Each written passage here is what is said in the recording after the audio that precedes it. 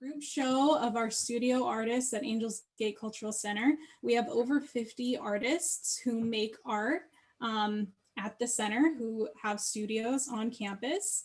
And this is a show only showing 12 of those artists. We have so many talented artists. This is just 12 of them. And I want to take you through the show. And here's our list of artists right here. And I just want to read a little bit about what this show is about. So the artists in re-adaptations explore the ways in which monumental events have created a seismic shift in how we connect with each other, our daily routines, and inner self. Society has had to reinvent itself to adapt. We have had to relearn and re-examine what's necessary, and most importantly, reconnect with those relationships whose significance has only become more apparent.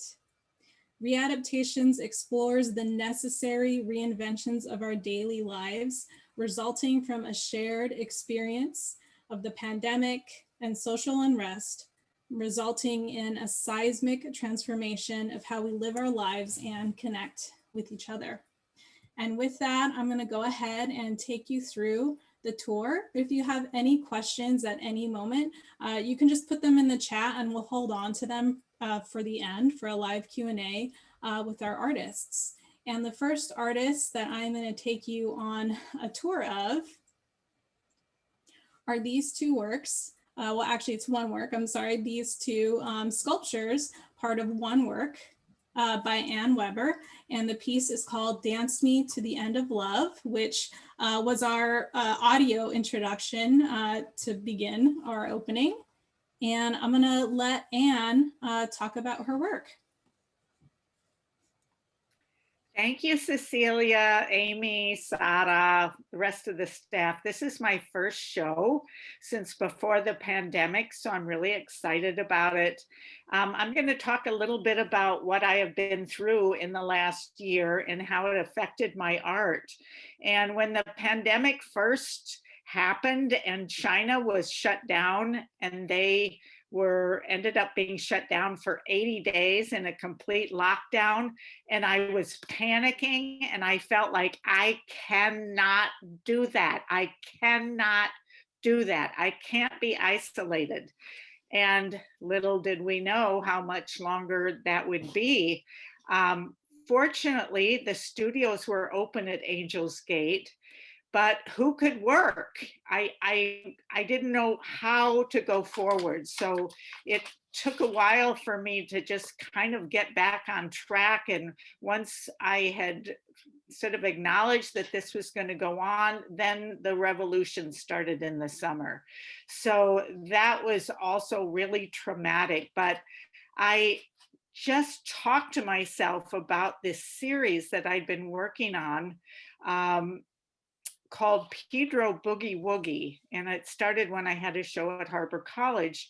And I started thinking about Mondrian, his painting called Broadway Boogie Woogie. And at the time it was created was in 1943. And it used, he used red, yellow, and blue as his palette, in addition to black and white. So I was imagining what it would have been like to be going through the war, to be going through the Holocaust, and to be living in these cold water flats with hardly any money. And I thought, well, those are worse times than what I'm going through. So I just picked up my staple gun, this is my tool, have gun will travel.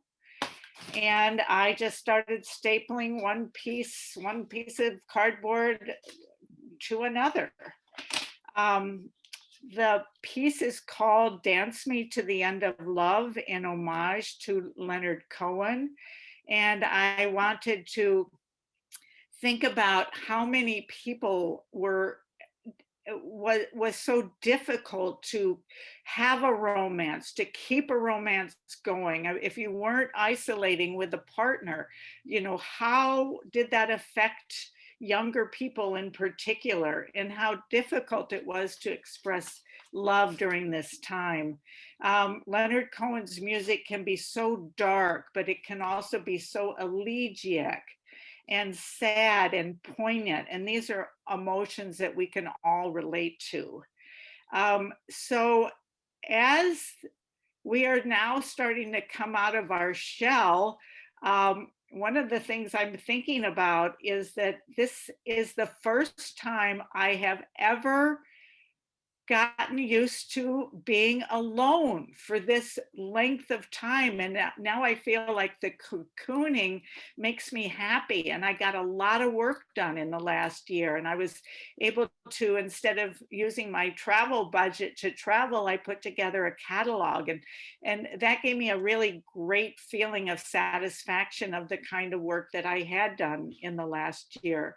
So instead of the fear of missing out, FOMO, I think now I feel like FOGO. I have a fear of going out.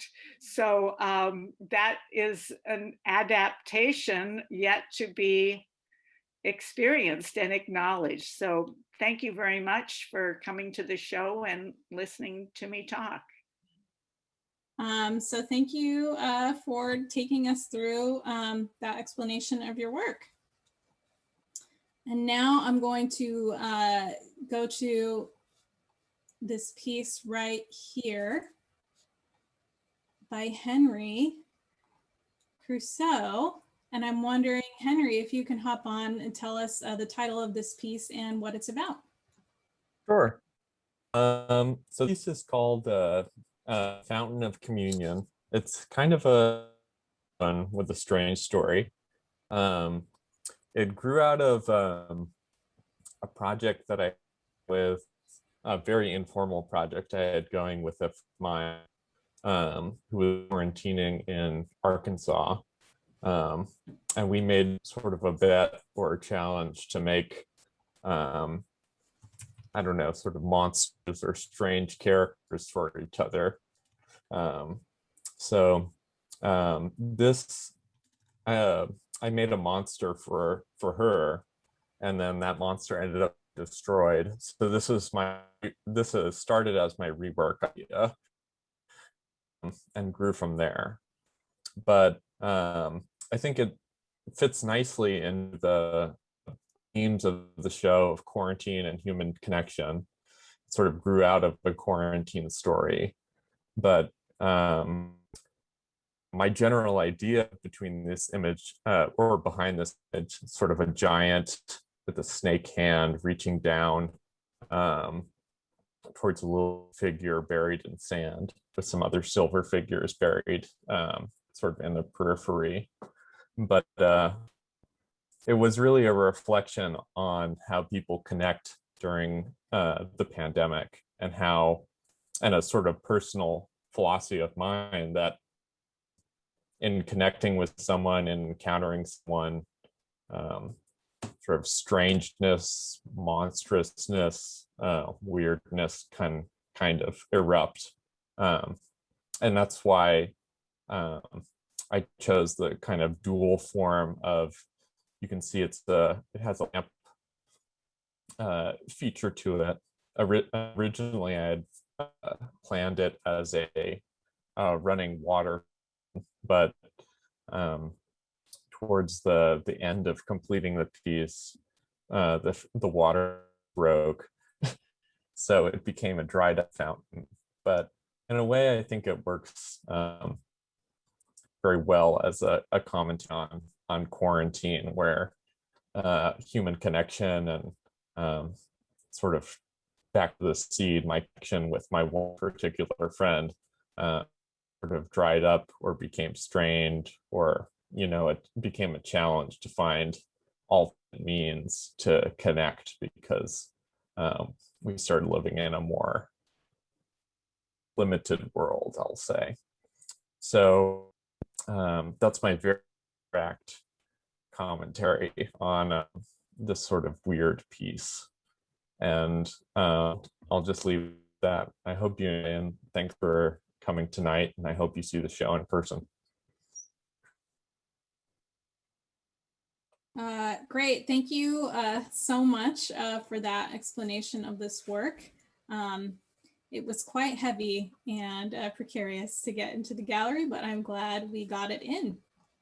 So next I'm gonna start moving down our gallery, and I'm gonna come to this piece by Wendy. So Wendy, if you would like to jump on and tell us about this work. Hi, can you hear me okay? Yeah. Oh, great. Okay. So this, what you see here are a series of characters that I actually started before the pandemic, when I was surprised at myself by how much I disliked people who had a different political opinion than me. I have always thought of myself as being very tolerant. And maybe 2 years ago, a friend of mine had sent me these devil's claw pods, and I had been looking at them, and I decided that they were all the same, but there were unique little features about them. So this piece, which is the first half of my democracy project, I have another 20 of these creatures made from devil's claw pods. And what I wanted to say was that regardless of our circumstances, which are the bases on which all of these creatures stand, we're all the same. And I didn't want to do it in terms of anything that we would recognize and start to feel kind of down about. I wanted each individual to be unique and something you wouldn't mind looking at, that we are all the same, we are all flamboyant, we are all of these things. So the bases represent our backgrounds, and then these creatures that fly off that are part of a continuum between something that's vegetation into insect, into bird, and into flight, represent all of us.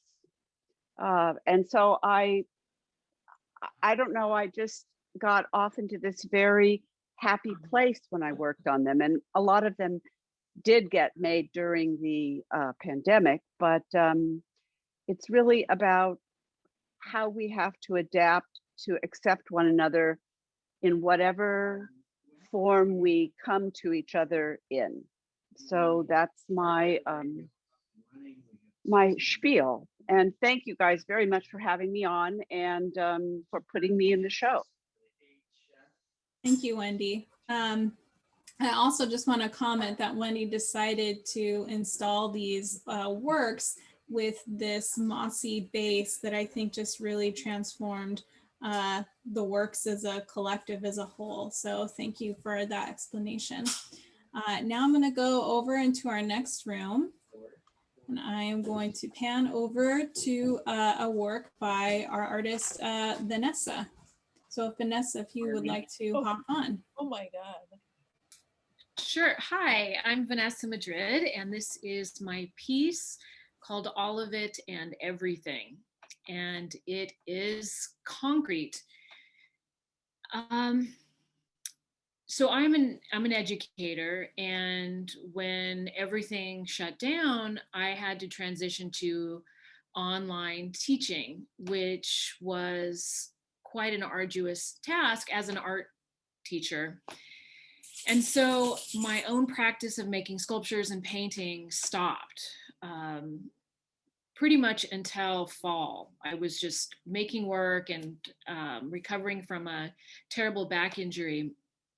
And then in October, I saw that Otis was offering workshops, and I decided I needed to do something different, that my way of making sculpture using soft materials and the painting I had been doing no longer reflected my world. So I took this class on casting concrete for sculptural purposes, and this piece, I put all of my thoughts into about what it felt like to be isolated and living in a world where you couldn't hug anybody, and wondering about infection and things entering my body and my cells and my family cells, and thinking about the world in the macro sense, but also our bodies in the microscopic sense. And so I knew I wanted to make something that was spherical or half spherical to speak to that macro and microscopic sense of the changes that were taking place around me and with my own anxiety. And so I cast this piece, and I wanted to have just a big gash in it.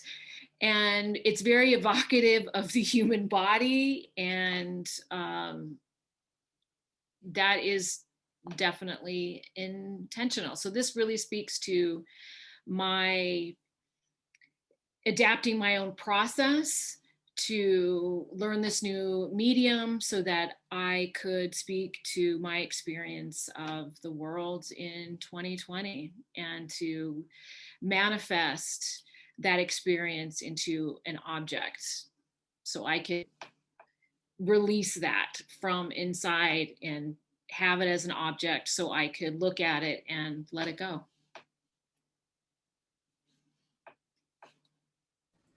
Thank you, Vanessa.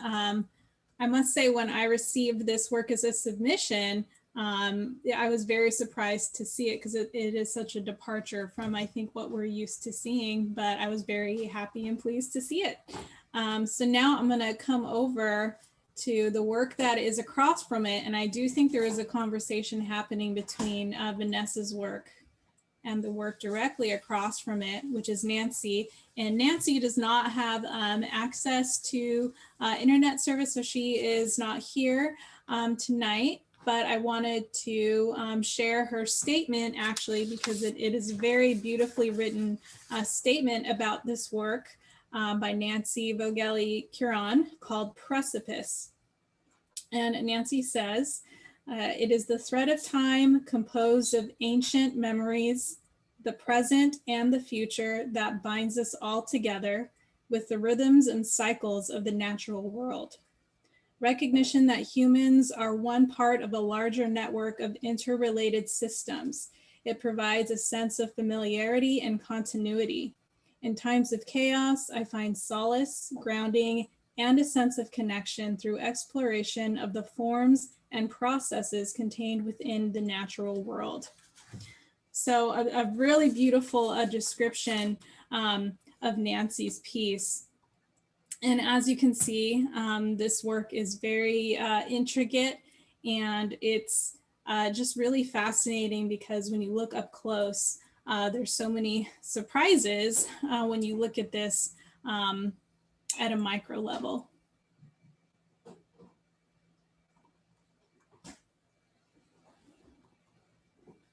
And now I'm going to come over to another artist who unfortunately could not be here tonight.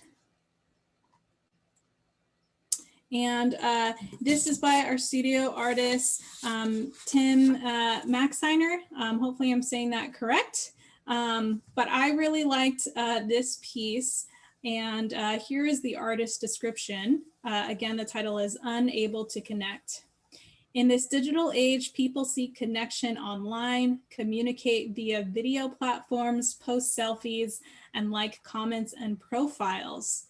Unable to connect is an analog approach to connection.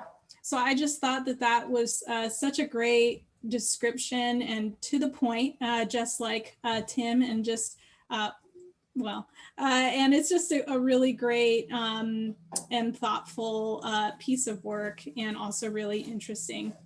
He also requested that we staple directly into his works, as you can see, and he is not delicate with this series either. It's meant to be a piece that's not precious, because this recalls the posters that you see posted like on telephone poles and that sort of thing. So I thought this piece was really neat by Tim.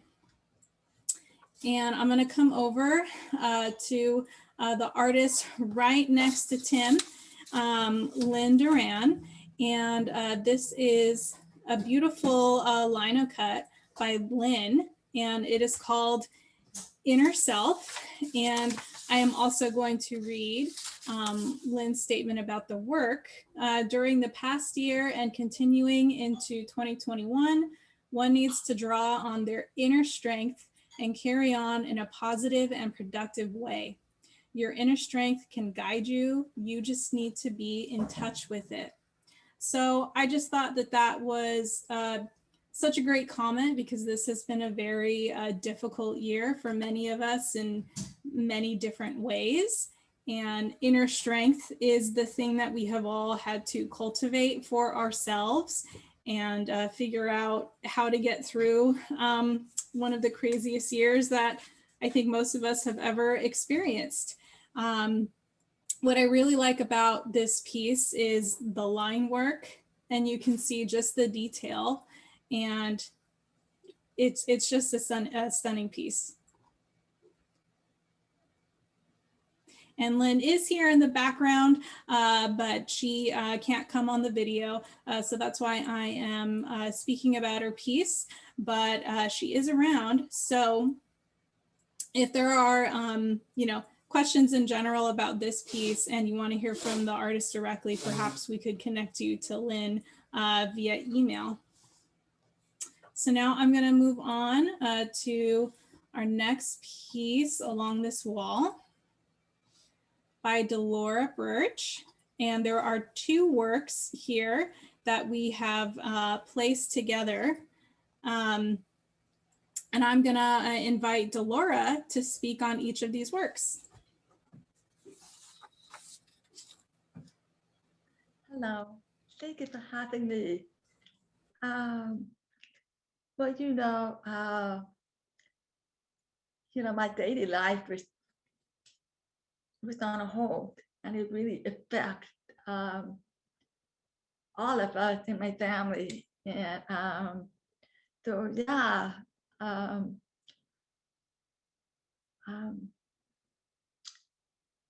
watching the news, it was too much to handle. And we all, I felt scared, paranoid about what's going on and everything. But I tried to separate from that chaos.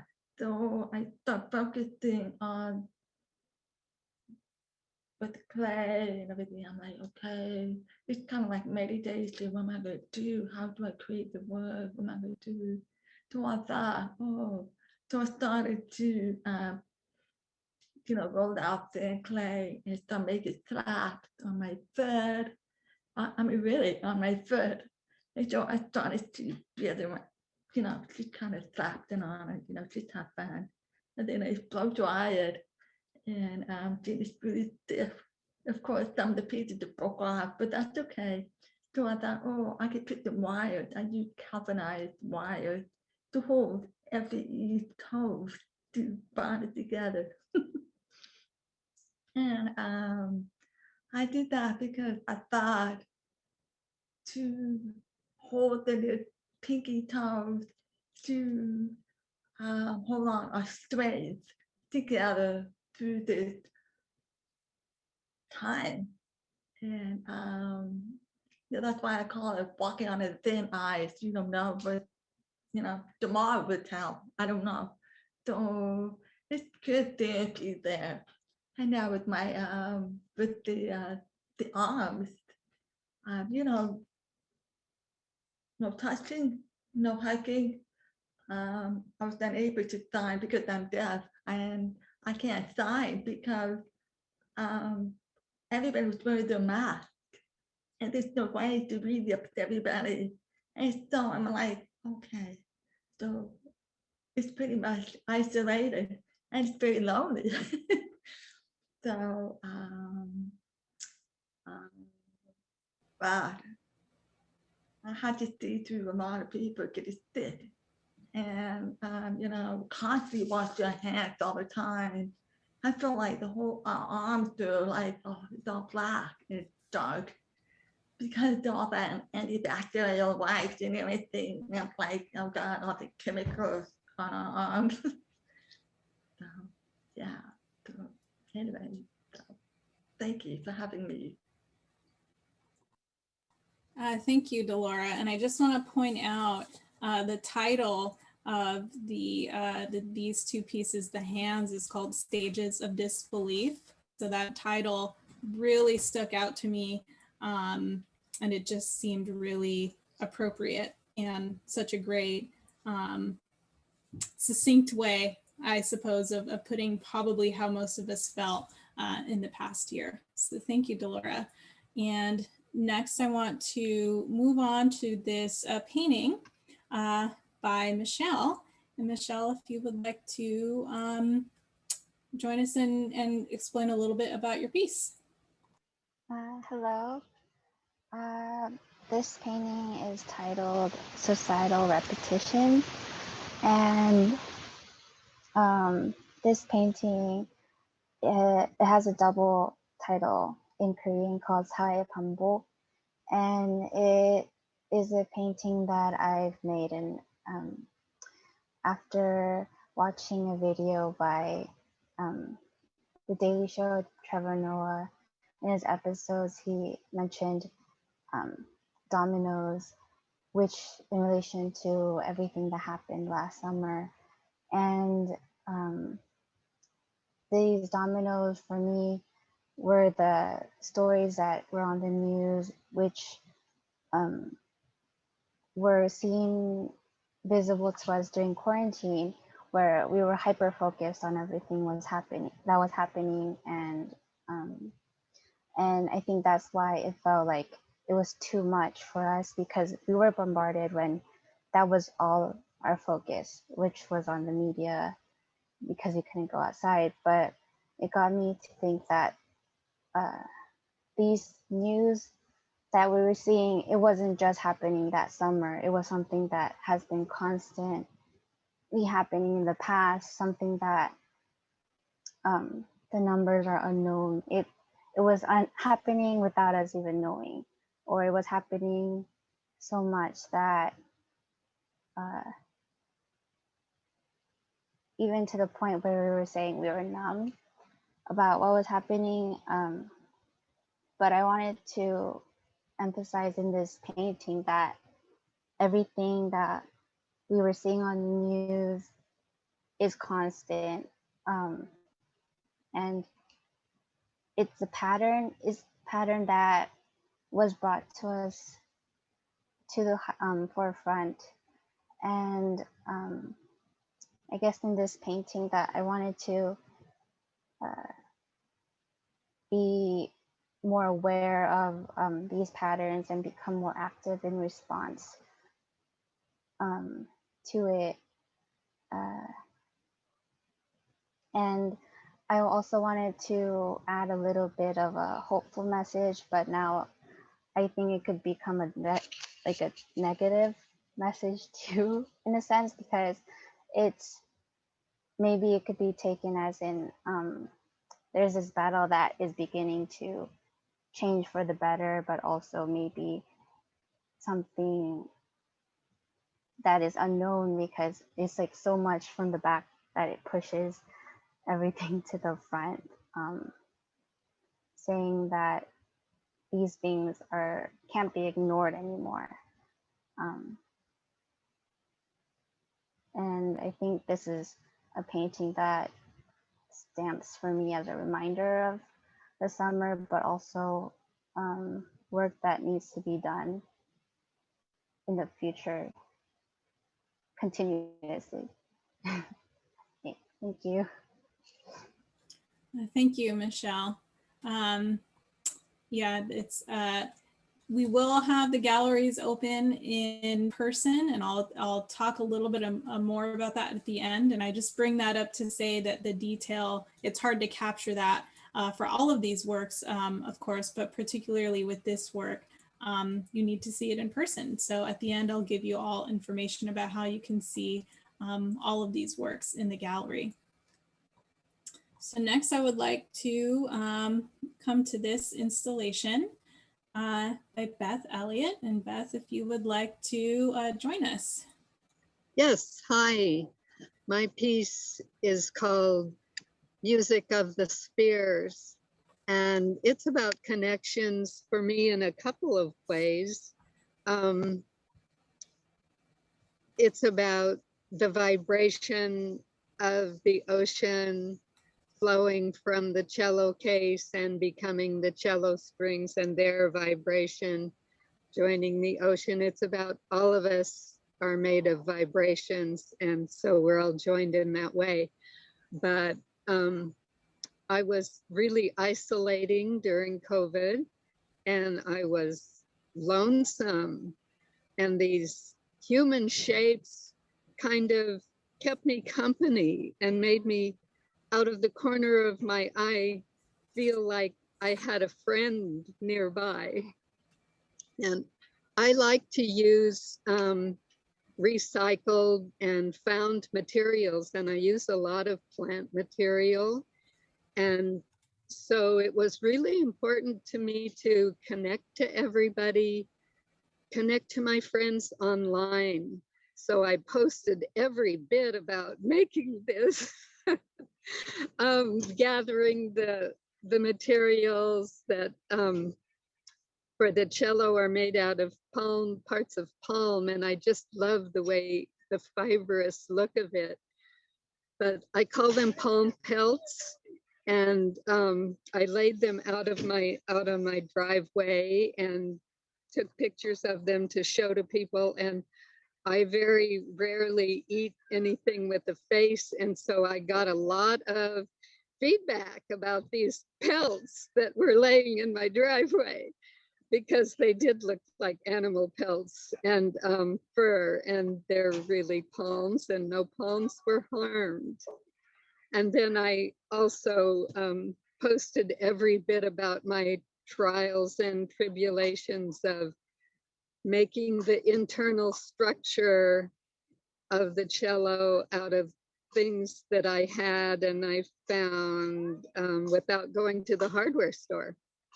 So this is all part of work in progress, and there's going to be a video with it, and so it's a piece that's still happening, and it's still keeping me company. That's my favorite, the close-up of the fiber. It's all made out of palms. I carved the bridge out of part of a stem of a palm frond, and all of the parts except the internal is palm. So come see the show in person. Hope I can be there and see you at the same time. Thank you, Beth. Thanks. And this piece, it really does stand out from the very entrance. You just see it all the way straight through to the end of the gallery. So hopefully we'll all get to experience that. I'm gonna come over now to this installation by Lowell. Lowell, if you would like to join us.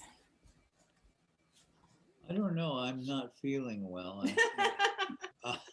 Yeah, this was a project that came on with all of the nuances of the madness and insecurity of this COVID thing. In the beginning, we all were, gaping and grasping for some kind of security, science, and the knowledge that came forward seemed to be very slow. And so this was a very nostalgic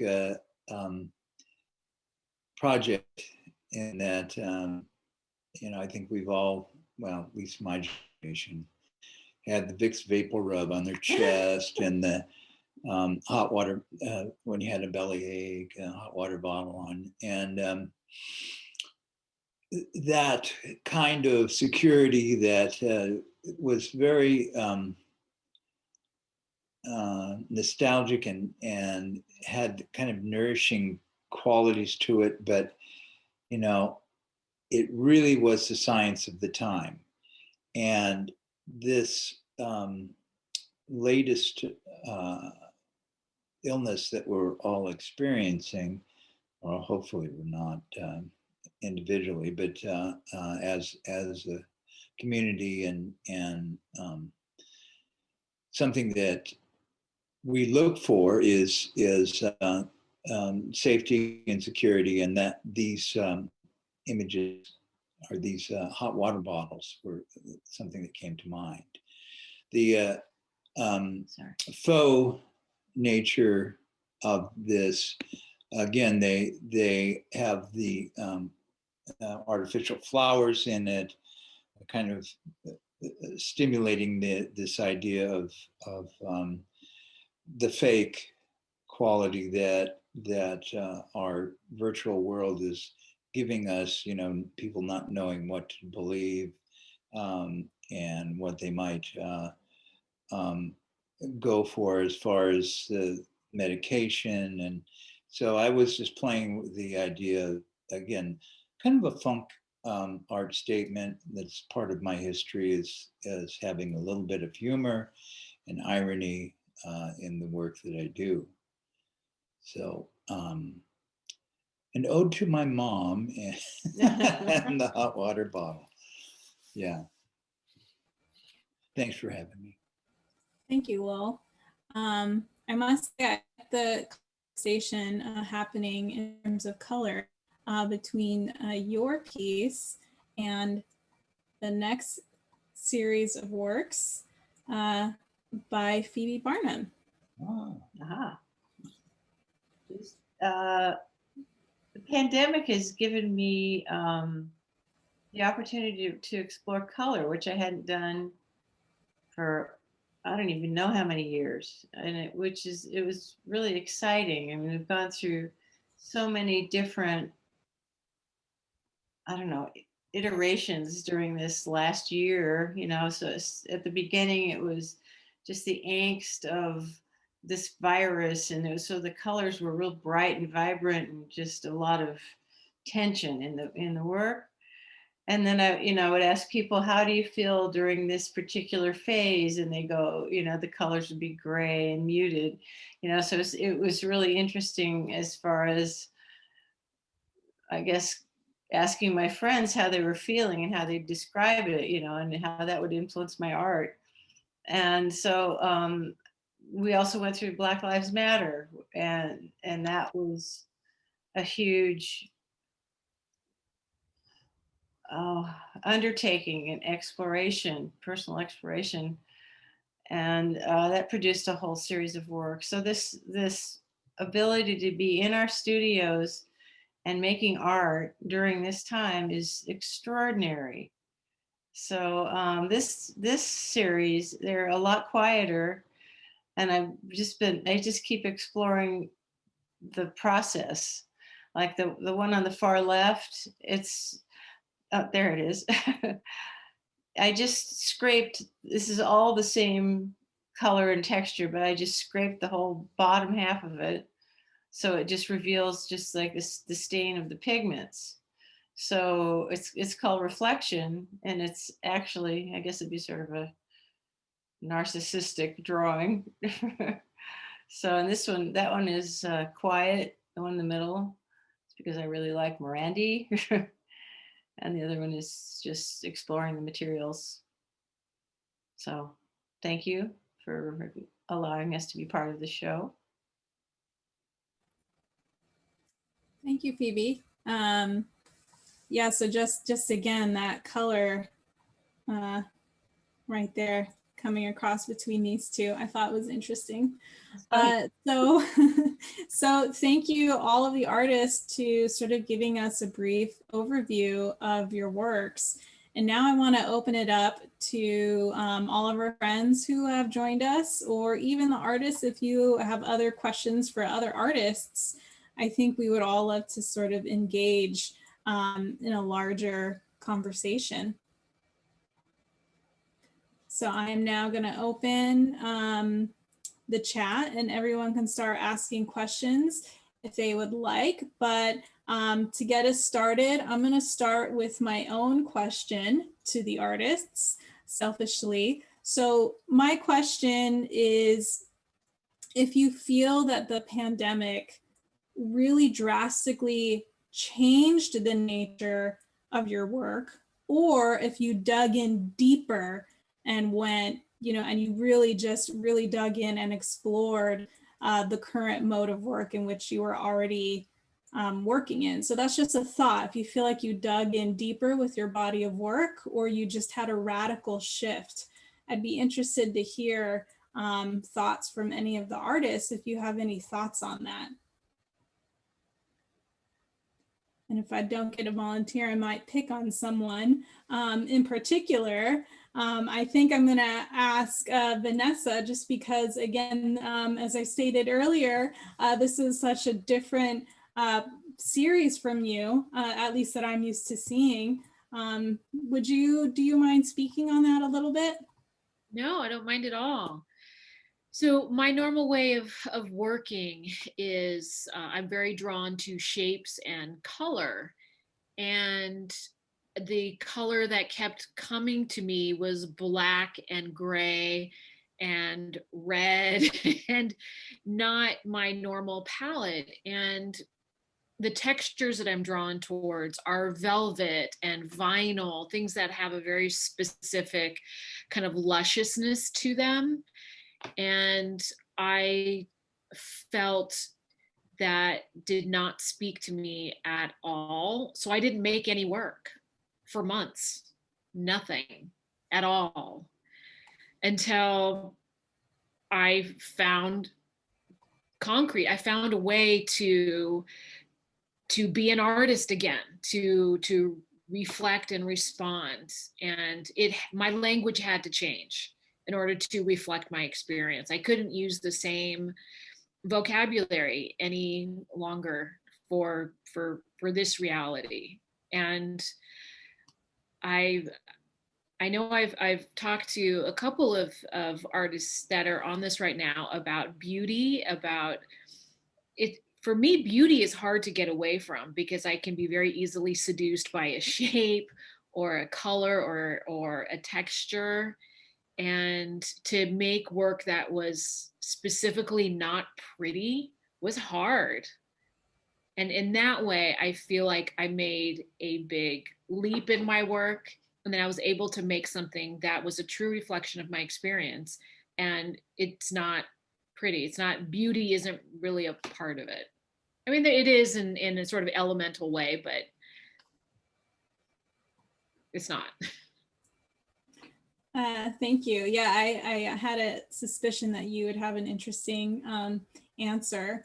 So now I guess I'm gonna go in the opposite. If anyone feels like they dug in deeper to their body of work, and I have a suspicion of one artist who I feel like maybe that was the case. So I'm gonna ask if anyone wants to chime in, but if not, I'm gonna ask Anne, because I know that you really dedicate your time in the studio. And I'm just curious if you felt like you really dug in deeper into your body of work during this time. Well, yes, I think I did. Normally, I only spend about 3 hours a day in the studio. And then I also spend a couple hours on the computer or at the work table. But there was nothing else to do. And so I did spend a little bit more time in the studio.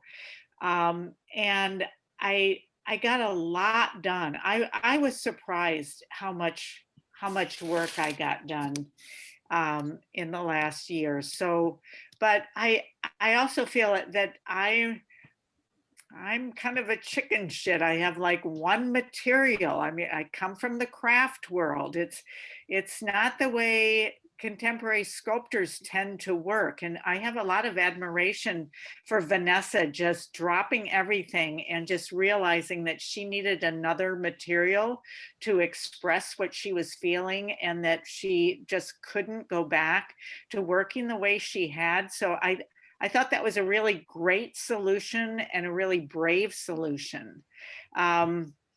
But I just tend to hold on to this material because it just seems to have infinite possibilities. But yes, I definitely I mean, I have this tiny little studio. I don't know, you can, it's about 150 square feet, but it's just filled now. And now I'm working on some new pieces that have to do with pieces that wrap around each other or stand really close to each other, like horses' necks.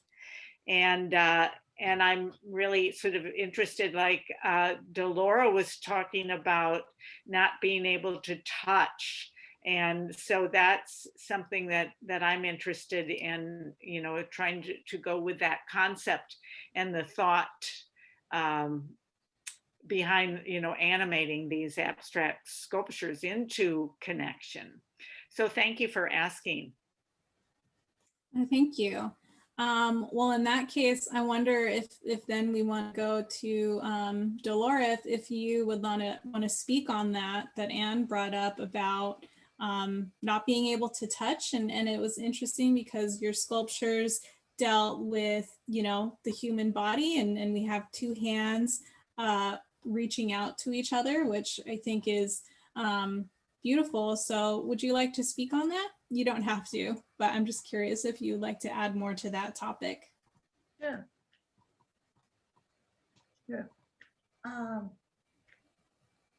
It was different because I'm not teaching. The classroom closed down, and in my studio, we are not allowed to have anybody in our studio. So yeah, just like Anne Weber, she said, you know, you're on your own, and what you do, I can't make anything. I mean, I can't sell anything, but yes, we can. There is, I'm learning how to sell online. There is the whole new world. You know, like all the different. It's been very difficult for me because I had to find a new way to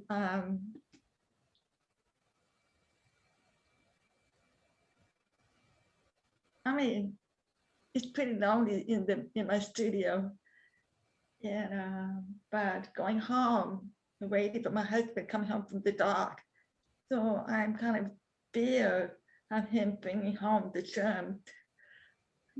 Just defect him all the time. No, you can't come in the house. Stay out. And it's been really, really hard for all of my family because we've got a lot of our friends passed away. My husband's best friend passed away, 3 of them from down the dock. So it really hit hard on him. So, but coming back to the studio, it was hard for me to be very creative. So I don't know why I glazed it black, because it's just,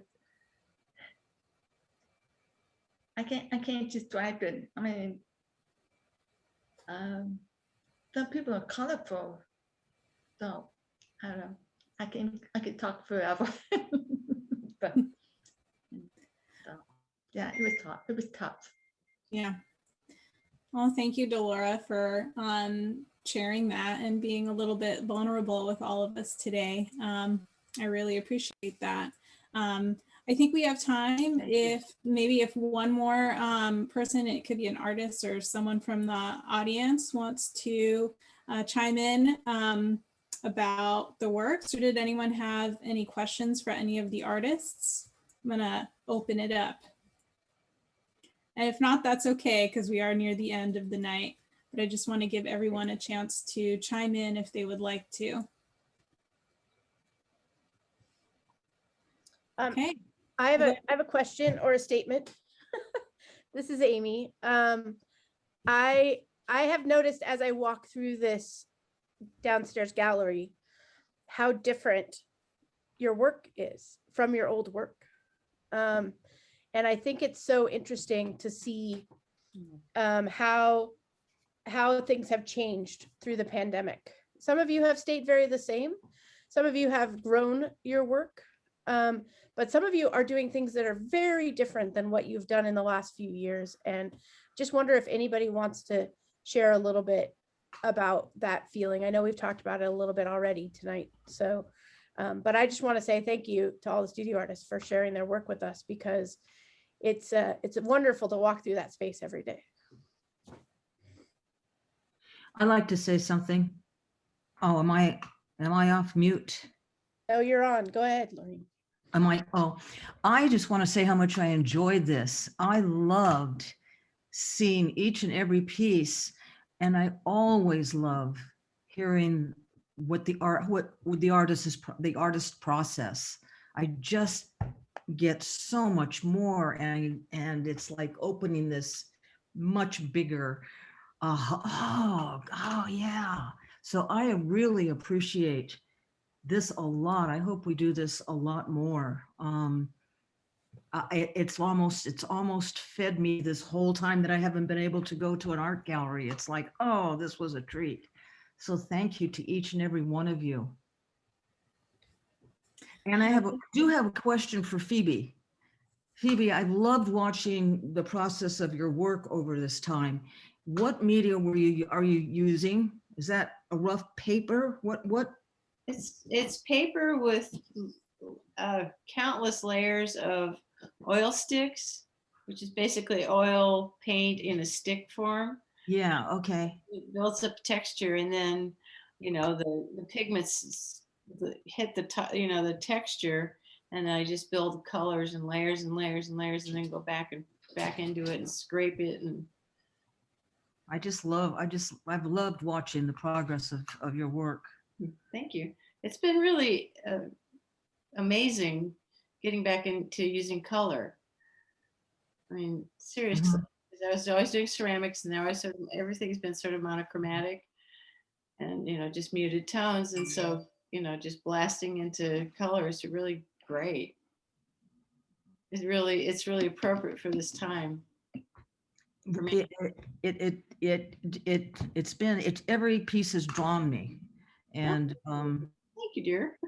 but for each of the artists, it's just been very moving to hear how this time has affected each of you, and it's also helped me to understand my process, because I haven't had anyone to talk to either, and pieces came together for me this evening. So thank you very, very much. Well, thank you, Lorraine, for your comments. I believe Anne raised her hand if you want to pipe in. Oh, thank you. I had a question for Henry, and I wondered where you were in Alabama or Arkansas for a good part of the isolation. So could you speak a little bit about that and how you were able to maybe set up a makeshift studio there? Well, I think there's maybe a little miscommunication, because I was in contact with a close, actually a sort of partner in philosophical studies at school, and so we set up an exchange where I would send a creation to her, and she would send one back to me. And actually tonight it's sorry, a little close up there. But she sent me this little like four-armed doll thing. I sent her sort of a similar stone Goliath thing in the mail, but fortunately it had partially broke. So the piece I have in this show is sort of my first, or out of my sketch of trying to plan, like, okay, well, the thing I sent broke, so I should probably send something else to my friend. So it's a reciprocal exchange, because I do like my little doll thing right here that has some pretty snazzy clothes on. So it did grow out of a genuine pandemic story of trying to connect with a friend, but grew sort of unexpectedly out of that little starting place. So yeah, I mean, it's not the question you asked, but I think it's an interaction. Thank you. That's actually really interesting. It's like an art mail exchange. That's really interesting. Well, I think we're officially at the closing time, but we can continue talking if people have more comments or questions. But before we allow additional time for that, I just want to make a point to thank all of the studio artists for taking the time and the interest to submit a work to this show. It's really important to us that we support all of you who bring so much and really impact our community and make the community really at Angels Gate Cultural Center. And I also just want to say that it takes quite a few people to make these exhibitions at Angels Gate happen. We had 2 staff who installed and hung the show, Sarah Pilchman and Carlos Quevedo. And then, of course, we had Colleen Andrews and Sada Almula, who both really helped with getting the work out and doing the PR and just making sure people knew about this show. And we had beautiful images to use. And Sada's also here on the background helping with tech. So thank you, Sada. And then when it comes to the images, I don't think they're here tonight, but I want to give a really big thank you to LA Art Documents, who provided all of the photographs that were used in the slideshow. And then for the virtual tour, that was put together by Perry Okamoto, who is another studio artist at Angels Gate Cultural Center. And we're just so happy to have these virtual tours because that means our exhibitions have been accessible. Even though our galleries have been temporarily closed, we have had online virtual exhibits throughout this whole past year. And that's something that we're going to continue to provide. So even when our galleries reopen, it's still very important to us that our galleries and virtual exhibits continue. So we add a new layer of accessibility and we have reach to people who perhaps aren't local. So we're very happy and thrilled to have Perry doing those for us. And so again, I just want to thank everyone for coming on tonight. The galleries are going to reopen on an appointment only basis. And we are going to be sending out an email to our newsletter email list this weekend in the next few days with how you can sign up for appointments. So the gallery will be reopening next week on Thursday. That's the 29th. We're going to allow time entry appointments to visit the exhibitions in person. And we're super excited. Everyone can come and see this exhibit and our other exhibit that's going on concurrently upstairs. And we're doing half-hour appointments. You can stay longer than half hour, but every half hour we're letting in a new group of individuals on Thursday, Friday, and Saturday between noon and 3:30. If we need to extend that time and provide more appointments in the future, that's something that we'll do if there's a need. But we're very, very excited to reopen the gallery. And I want to thank also Amy, who has also been helping our executive director. And Amy, if you had any other notes that you wanted to give or any feedback about the reopening of our galleries, if I missed anything about that. As usual, stellar job tonight, Cecilia. Thank you so much for everything you did tonight. But that last bit was true. You know, we're looking forward to having you in our galleries. We did our first walkthrough with most of the staff in the same room today, which was super exciting. And I'm really going to follow the county protocols. I know the studio artists are waiting with bated breath on when they could have someone else in their studio. But as we move down tiers, we'll see that happen and we'll be able to open even more. So thanks to everybody for being here. Thanks so much. And Lorene, do you have a question or a comment? I have a comment because I don't want the evening to end without us really acknowledging you, Cecilia, and the work you also did on this show, because I only stopped by a few times, and every time I stopped by, you were knee deep in it. And so thank you for your humility, but I was just so impressed with how hard you were working. And I also just love how you took us through this evening. It was so natural. It was delightful. Thank you. Okay. Thank you, Lorene. I appreciate that. Well, thank you everyone for joining us. This was fantastic, and please check our website on Monday. We're going to have a link for signing up for appointments. It will be live and posted for the public starting on Monday on our website. And I also linked to just the page if you want to access the virtual tour on your own, please do so and take another look. And everyone's artist statement, I only read a few tonight, but everyone has a statement that is accessible via the tour. So thank you, everyone. Studio artists, hang on just another minute or two, but all of our friends who joined us, thank you so much. And look out for those appointments on our website, and take care.